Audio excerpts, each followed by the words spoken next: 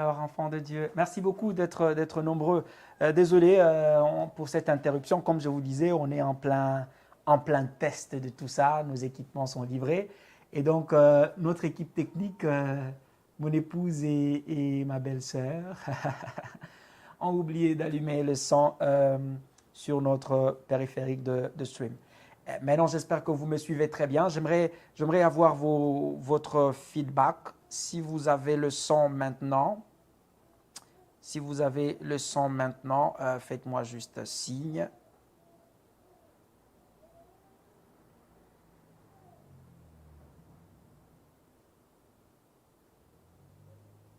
Voilà. Gloire au Seigneur.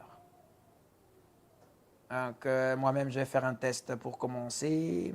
J'ai demandé à nos frères et sœurs de se joindre à nous autres. Moi-même, je vais faire un test pour commencer. Je l'ai. J'ai demandé à nos frères et sœurs de...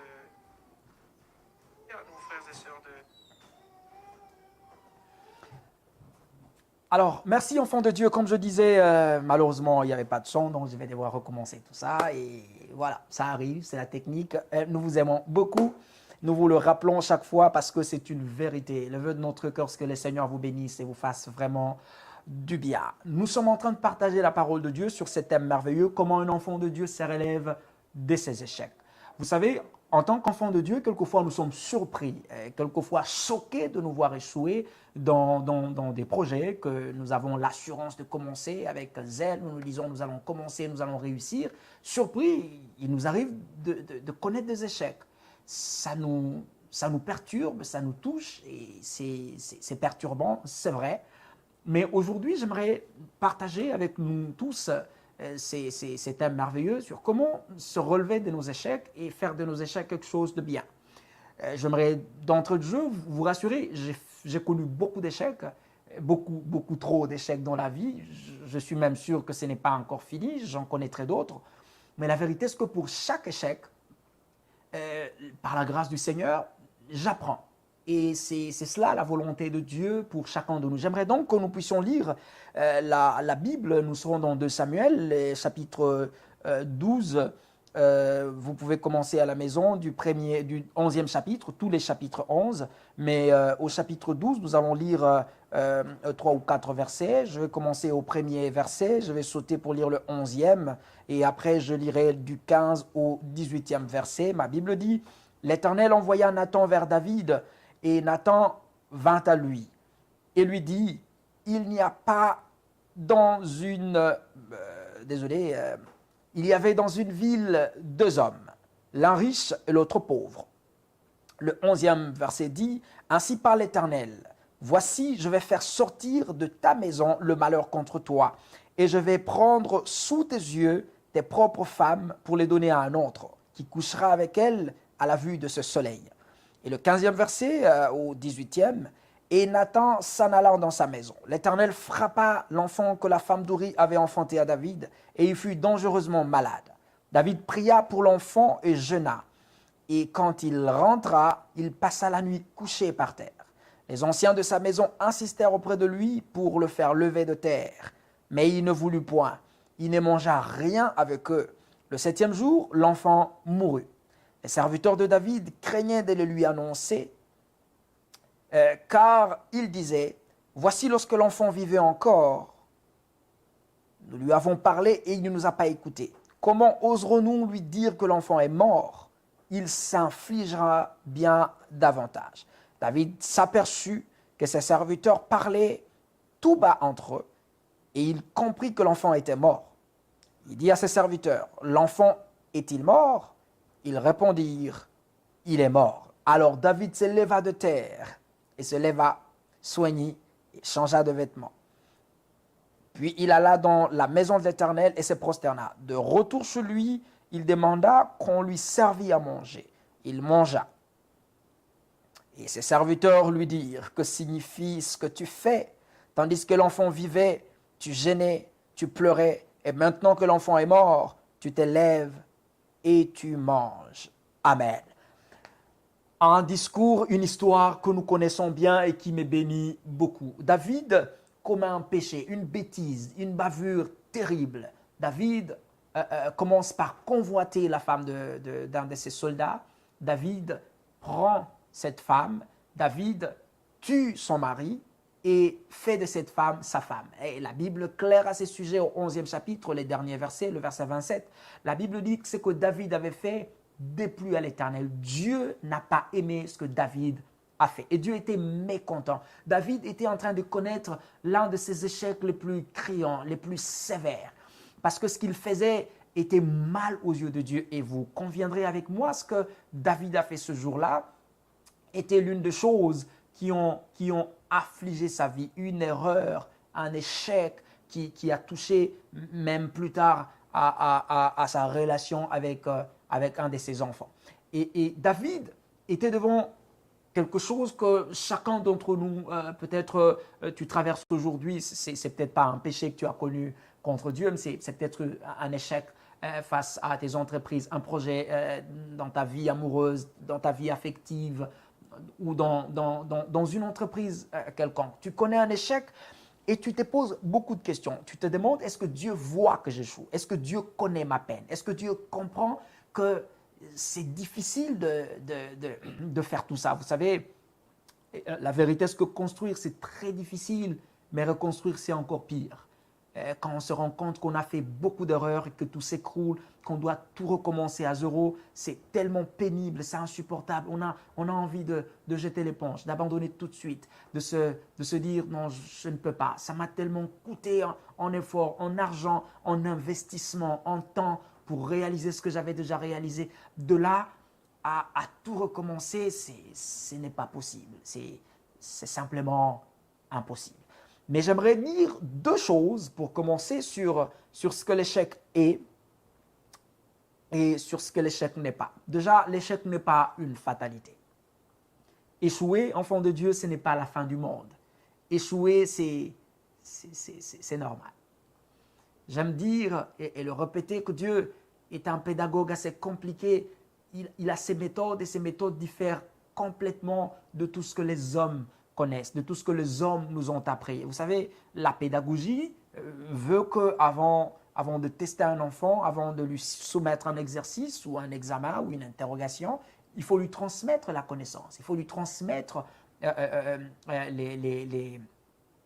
l'enseignement. Mais bien souvent, Dieu, lui, il commence par l'interrogation, il commence par l'examen et ensuite l'enseignement s'ensuit. Dieu nous laisse dans un monde sans aucune connaissance, sans aucune expérience, et il laisse chacun de nous devant ces défis afin que la vie nous enseigne, afin que la vie nous teste. Souvent, c'est difficile, mais ce qui est fabuleux, ce qui est merveilleux, c'est que nous apprenons bien mieux. Nous apprenons de très loin mieux que lorsqu'aucun ou tous les meilleurs et éminents professeurs nous enseignent. Donc, échouer, ce n'est pas une fatalité. C'est normal. La Bible dit dans Actes, au 17e chapitre, le verset 27, Dieu permet à ce que nous le cherchions en tâtonnant, en essayant. C'est-à-dire en faisant des erreurs, en avançant petit à petit. Donc, échouer, enfant de Dieu, ce n'est pas une fatalité. Ça ne traduit pas que Dieu nous abandonne, ça ne traduit pas que Dieu ne nous connaît pas, ça ne traduit pas que Dieu est furieux contre nous. Échouer et rien d'une fatalité. Et la deuxième chose, c'est que derrière chaque échec, il y a une leçon. Derrière chaque échec que tu connais, que tu rencontres dans une relation ou encore dans une campagne électorale, dans une entreprise, au travail, à la maison, avec tes enfants ou avec ton mari ou ta femme, derrière chaque échec, il y a une leçon. Et il est toujours important de savoir c'est quoi la leçon derrière cet échec. Dieu, quand il nous permet d'échouer, il ne nous punit pas. Il veut simplement nous apprendre quelque chose de merveilleux et de très loin merveilleux. Donc, il est important de savoir ces deux choses et parce que ces deux choses vont déterminer la suite. Et j'aimerais donc parler de comment, à l'image de David, se relever de nos échecs. Je vais parler de 3 petites choses qui vont nous permettre de continuer notre route. C'est vrai, il arrivera qu'on échoue. Je le répète encore, enfant de Dieu. Peut-être que maintenant, même pendant que je suis en train de te parler, tu traverses une saison d'échec, une saison où rien ne va. Ça allait mieux hier, ça allait mieux avant-hier, tu t'en sortais très bien, mais du coup, tout s'est écroulé, tout est tombé, tu ne sais plus te tenir debout, tu ne sais plus par où commencer, tu t'es dit, j'abandonne, je jette l'éponge. J'aimerais te dire, Dieu ne t'a pas abandonné, Dieu est encore avec toi. Dieu te veut du succès, de la réussite. Et même par l'échec que tu as connu, par l'échec que tu traverses aujourd'hui, Dieu te veut du bien. Alors, il faut comprendre une grande vérité. Et c'est merveilleux de comprendre cela. La grande vérité dont je vais te parler, elle te permettra de surmonter de n'importe quel échec, qui soit criant, qui soit insupportable, qui soit invivable. Cette vérité te permettra d'en sortir. Cette vérité te permettra de surmonter cela. Et cette vérité, c'est que tu dois accepter que la cause principale, l'acteur principal et le bénéficiaire principal de tes échecs, c'est toi. C'est très important de voir les choses comme ça, enfant de Dieu.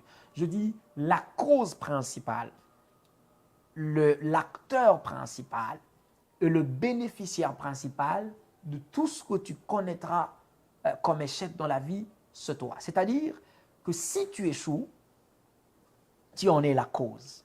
Si tu échoues, tu en es le premier bénéficiaire et tu en es le premier acteur. C'est-à-dire, c'est à cause de toi, c'est par toi et c'est pour toi que tu échoues. Je répète, c'est à cause de toi, c'est par toi et c'est pour toi que tu échoues. Beaucoup de gens ne se relèvent pas de leurs échecs parce que simplement, ils n'arrivent pas à comprendre ça. Ils cherchent des coupables. Pourquoi j'échoue? Qui a fait que j'échoue? Qui m'a piégé? Qui a été la cause de mon échec? Qui a été là pour que j'échoue? Qui a fait que j'échoue? Et à force de chercher les coupables, on n'avance pas, on ne se construit pas. Enfant de Dieu, je répète pour que nous puissions être sur la même longueur d'onde, la cause de tes échecs, c'est toi. L'acteur de tes échecs, c'est toi. Et le bénéficiaire de tes échecs, c'est d'abord toi. Autrement dit, tu échoues à cause de toi, pour toi et par toi. Et lorsque nous comprenons ces choses, lorsque nous avons conscience de ces choses, alors il est important d'avancer. Et avancer commence premièrement par s'améliorer. Lorsque tu as compris que tu es la cause de tes échecs, tu t'améliores. Lorsque tu as compris que par toi, tu as échoué, tu t'améliores. Tu essaies de voir pourquoi j'ai échoué. J'ai échoué parce que je n'ai pas écrit bien, je n'ai pas bien présenté mon CV, je n'ai peut-être pas fait mon examen comme il fallait, je n'ai pas été bon. Vous savez, beaucoup de gens échouent parce que simplement, ils n'ont pas trouvé le bon coupable. Et si tu ne te désignes pas coupable, alors tu ne t'amélioreras jamais. Il y a beaucoup de gens qui traversent des moments difficiles dans leur couple, dans leur mariage, et qui n'arrivent pas à en sortir parce que simplement, ils n'arrivent pas à trouver les bons coupables. Le coupable, c'est toi, j'aime bien le dire, le coupable, c'est moi. La mauvaise personne, c'est moi. Lorsque tu comprends cela, lorsque tu te rends compte que c'est ça la vérité, tu commences à t'améliorer. Tu commences à faire des efforts pour faire différemment les choses. Tu commences à faire des efforts pour parler mieux, pour écrire mieux, pour travailler mieux. Mais cela commence par le fait que tu te reconnaisses, que tu te désignes coupable. Le problème, c'est qu'autour de nous, nous ne nous améliorons pas parce que nous croyons que la bête noire, c'est l'autre. Le problème, c'est l'autre. Je suis comme ça parce qu'on ne m'aime pas.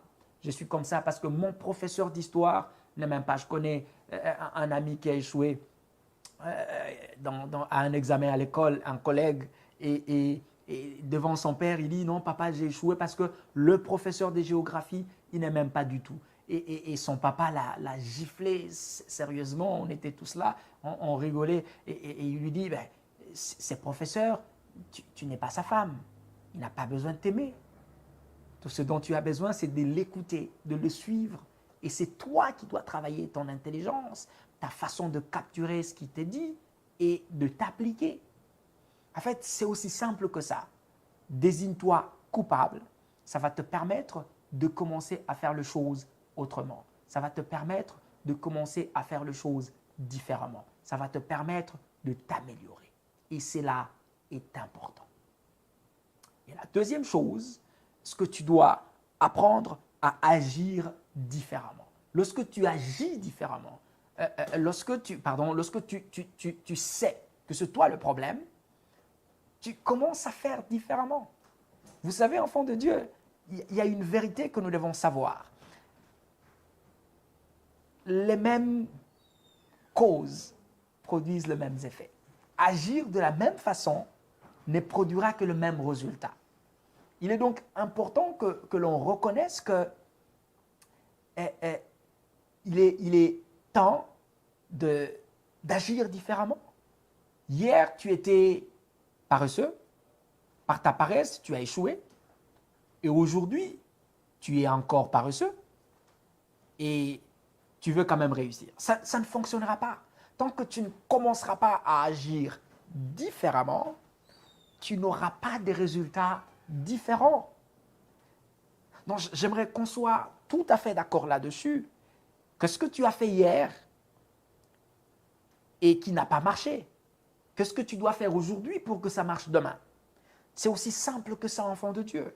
Regarde ta façon d'agir, regarde ta façon de parler, regarde ta façon de vivre avec les autres, ta façon, ton approche avec tes collègues, dans l'entrepreneuriat, dans le mariage, avec ton mari, avec tes enfants. Agis différemment. Tu as tellement tapé tes enfants, mais tu es sous leur éducation. Il est peut-être temps que tu agisses différemment, parce que le coupable, c'est toi. Quelqu'un me dira, pasteur, c'est pas moi qui vole, c'est eux. C'est pas moi qui suis impoli, c'est eux, oui, mais c'est toi qui as la responsabilité de leur éducation. Et si la méthode A n'a pas fonctionné jusque-là, il est peut-être temps de passer à la méthode B. Il est peut-être temps de changer de méthode, de faire les choses autrement, de faire les choses différemment. Et c'est possible, enfant de Dieu. Donc si tu te désignes coupable, comme Dieu le disait tantôt, tu vas commencer à agir différemment. Tu as prié longtemps, tu n'as peut-être pas prié avec foi, tu as commencé avec zèle, tu n'as peut-être pas commencé avec intelligence. En fait, essaie de voir ce que tu as fait hier. Et c'est peut-être ta façon de faire qui a causé ton échec. Agis différemment, sois différent aujourd'hui. Ajoute à la prière la connaissance, à la connaissance, l'intelligence. Essaye de faire un peu plus qu'hier. Améliore-toi. Agis différemment. Et la dernière chose, compte sur Dieu. J'aime bien ce que Jésus dit à Pierre. Pierre qui a fait tout ce qu'il pouvait faire pour attraper du poisson, c'était son métier, il n'en a pas eu.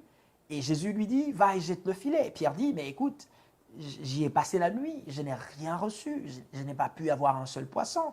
Mais Jésus lui dit, vas-y. Et Pierre dit, à ta parole, puisque tu le dis, ben je jetterai le filet. Quelquefois, tout ce dont nous avons besoin, enfants de Dieu, c'est arrêter de nous fier à nos diplômes, d'arrêter de nous confier à nos connaissances, mais de compter simplement sur Dieu. Vous savez, lorsque nous comptons sur Dieu, nous n'arrêtons pas d'essayer. Nous échouons plusieurs fois, mais nous retentons le coup encore et encore, car nous savons que Dieu est avec nous. Je m'améliore, j'agis différemment, et plus que tout, je compte sur Dieu. Je ne sais pas quel temps il fait dans ton mariage, dans tes affaires, dans tes entreprises ou encore dans ton business. Mais j'aimerais te dire, enfant de Dieu, compte sur Dieu. Ces trois choses te permettront de réussir, à coup sûr. Vous savez, je définis la réussite comme étant l'ensemble de plusieurs échecs. Et ça s'explique. Tous ceux qui ont réussi dans les affaires, dans le ministère, dans la politique, dans l'éducation, dans le mariage, ils ont commencé par échouer et échouer plusieurs fois.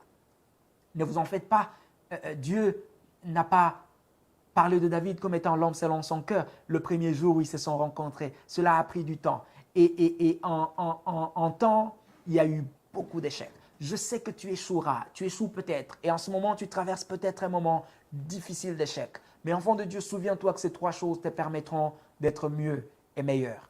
La première chose, je le répète, améliore-toi. Considère que tu es le coupable dans cette histoire. Considère que c'est de ta faute que ça ne marche pas et améliore-toi. Fais des efforts, prends des cours, va à l'école, améliore-toi, exerce ton corps, exerce ta bouche, exerce tes pensées. C'est peut-être tes pensées qui sont négatives, c'est peut-être ta bouche qui parle mal, c'est peut-être, tu es peut-être violent. Améliore-toi, améliore ton tempérament, ton comportement, ta façon de réfléchir et de réagir. Deuxièmement, agis différemment, je l'ai dit. Essaye de faire autre chose que ce que tu as toujours fait. Essaye de faire autre chose que comme tu fais toujours. Et la dernière chose, compte sur Dieu. J'insiste là-dessus, enfant de Dieu, compte sur Dieu. Il n'y a rien que Dieu soit incapable de faire. Et Dieu est capable de relever le pauvre de la poussière, l'indigent du fumier pour le faire asseoir parmi les grands. Compte donc sur lui. Essaye encore en comptant sur Dieu. Je sais que toute la nuit tu n'as pas eu le poisson, mais essaye encore en comptant sur lui. Je sais que ça sera peut-être difficile, c'est difficile de recommencer, mais compte sur Dieu. Essaye encore. La seule chose qu'il ne faut jamais arrêter de faire, enfant de Dieu, c'est d'essayer. Essaye encore et encore. Encore et encore. Il y a pire dans la vie que de d'échouer, c'est de n'avoir pas tenté. Et tant que tu n'as pas réussi, ça veut dire que tu n'as pas encore tenté assez. Tu n'as pas réussi hier, tu n'as pas le droit de te fatiguer. Essaye encore, fonce encore, fais encore, agis encore. Enfant de Dieu, tant que tu n'as pas réussi, alors tu n'as pas encore fait assez.